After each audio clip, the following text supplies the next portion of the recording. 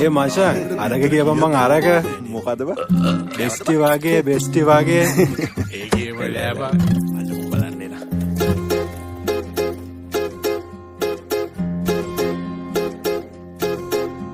අනේ එයා මගේ බෙස්ටි අනේ අනේ එයා මගේ අයියා වගේ අයියා ඔන්ලයින් ඉඳන් නින්ද ගියේ දැන් නම් මිලඟනේ බුදියන්නේ අනේ මේ අයියේ දැන් කෙල්ලෝ විතර දෝවා කියන්නේ කොල්ලෝ කරන කියන ඒවා අපි කියන්න ගත්තොත් එහෙම ඉතින් හරියන ඕම කියන්න හො බලමේන ආයේ මගේ නංගි වගේ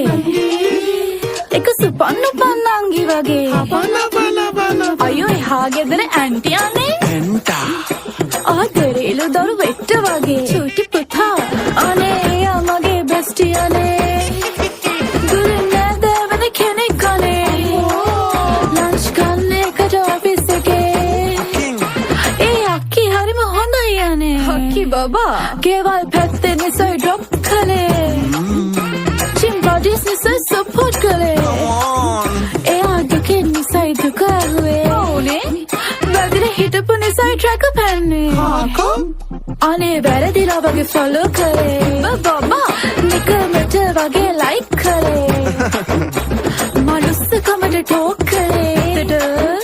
ආන් හිටියා අපි ගොන්නු වගේ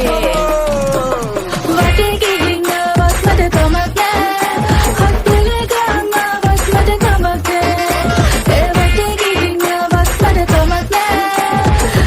නෑ කොහොමද ලැජ්ජ නෑ වටේ ගිහින් ආවත් මට කමක් නෑ හත්පුල ගානවත් මට කමක් නෑ ඒ වටේ ගිහින් ආවත් මට කමක් නෑ කොහොමද ලැජ්ජ නෑ ආ පැටියෝ දැන් සනීපද